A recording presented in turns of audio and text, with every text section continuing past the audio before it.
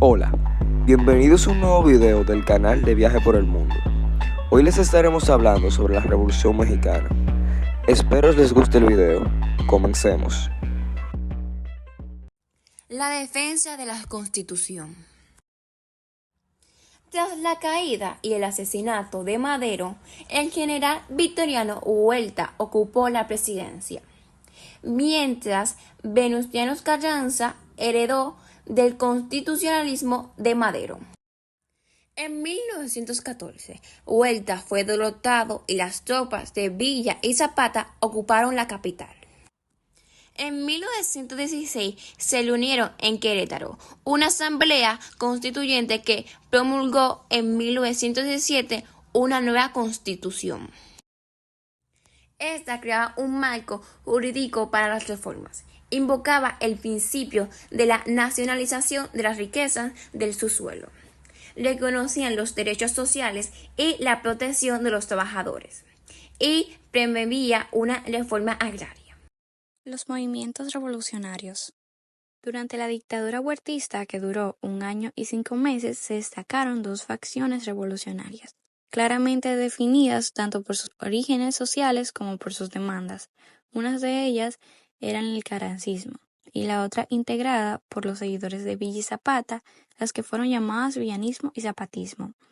El carrancismo representaba una facción de terratenientes y a los pequeños propietarios. Sus demandas se limitaban al restablecimiento de Constitución de 1857. En cambio, el villanismo y el zapatismo promovían profundas reformaciones sociales.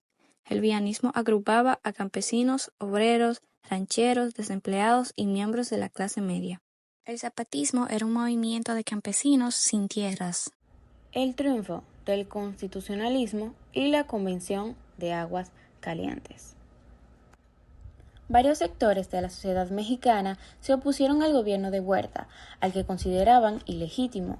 Sin embargo, el dictador contó con el apoyo del clero y de los grupos que controlaban las finanzas, la industria y el comercio. La oposición al gobierno fue perseguida con violencia. Algunos opositores fueron asesinados, entre ellos el diputado Serapio Rendón y el senador Belisario Domínguez. En la primera mitad de 1914, las fuerzas constitucionalistas se apoderaron del norte del país. Las tropas de Álvaro Obregón controlaban desde Sonora hasta Nayarit, y las de Pablo González ocuparon las principales ciudades del país. La División Norte, encabezada por Villa, representó el papel fundamental en la derrota de las tropas huertistas. El ejército zapatista, por su parte, controlaba casi todo el territorio de Morelos, Puebla y Estado de México.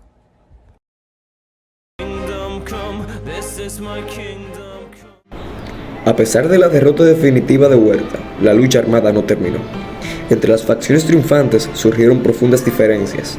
Carranza rechazó las exigencias de Zapata y de Villa de resolver definitivamente el problema agrario y demandó que ambos lo reconocieran como el jefe supremo de la revolución. En octubre de 1914, los carrancistas, villistas y zapatistas se reunieron para decidir cuál de ellos debía dirigir la revolución triunfante. La reunión llamada Soberana Convención de Aguascalientes fue el intento de los revolucionarios para poner un alto en los conflictos.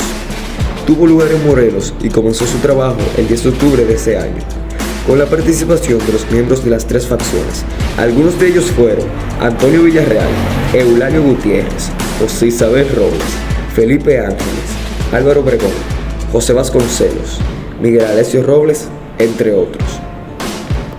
La convención aprobó el Plan de Ayala, la destitución de Carranza en sus funciones de presidente provisional y a Francisco Villa como jefe de la División Norte, y designó a Eulalio Gutiérrez como presidente provisional. Entonces, Carranza trasladó su gobierno a Veracruz y se preparó para combatir a sus antiguos aliados, los villistas y zapatistas. La Constitución de 1917.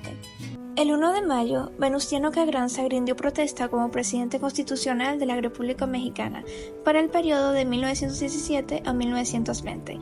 De este modo, el orden constitucional, interrumpido por el asesinato de Madero en 1913, fue restaurado. Sin embargo, las pugnas y conflictos entre grupos y entre caudillos militares continuaron. Tras derrotar a las facciones villista y zapatista, Carranza promovió la restauración del poder hacendado y a la protección de los latifundios. Convocó un congreso constituyente en septiembre, excluyendo a miembros de facciones opuestas a los constitucionalistas, lo que marginó a representantes de grupos obreros y campesinos. El 22 de octubre se realizaron las elecciones para integrar el Congreso Constituyente. Desde el inicio se destacaron dos lados bien definidos: los conservadores, seguidores de Carranza, y la radical o jacobina, respaldada por Álvaro Obregón y representada por Francisco Mujica, Luis Mozón y Heriberto Jara. La facción carrancista solo aspiraba a realizar algunas reformas a la Constitución de 1857, mientras que la facción jacobina pretendía realizar grandes cambios en la vida social del país a través del establecimiento de las libertades y derechos de los mexicanos, la eliminación de los latifundios, la repartición de tierra entre los campesinos, entre otras medidas sociales. A esta facción se unieron los antiguos seguidores de Villa y Zapata. Diputados jacobinos debatieron con los conservadores la inclusión de las demandas populares en la Constitución.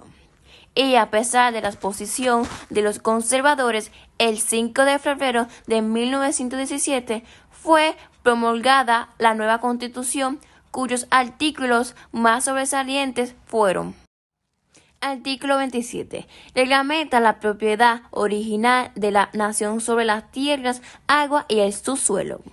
El siguiente artículo establece el carácter laico de la educación, la enseñanza gratuita en la primaria, la prohibición a las iglesias, no importa la denominación, a crear o dirigir escuela de educación primaria.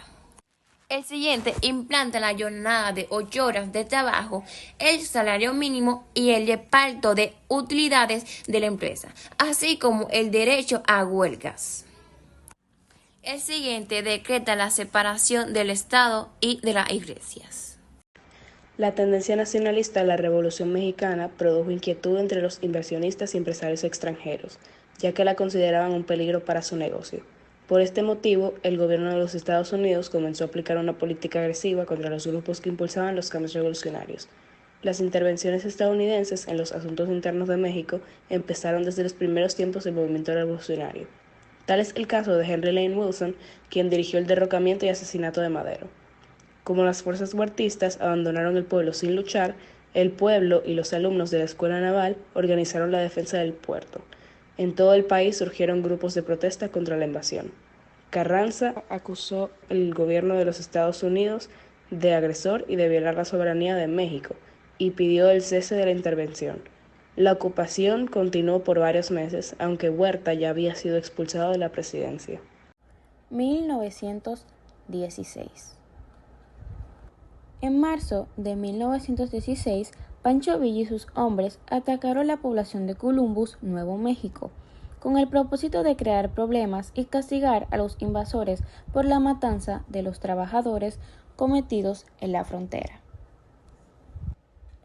Desde que se proclamó la Constitución Política de 1917, las grandes empresas extranjeras y el gobierno de los Estados Unidos trataron de impedir su aplicación, sobre todo las disposiciones de los artículos 27 y 123, pues estos afectaban los intereses de las empresas y los inversionistas extranjeros en México. Bueno, espero que les haya gustado. Eso es todo por el video de hoy. Suscríbanse y hasta la próxima.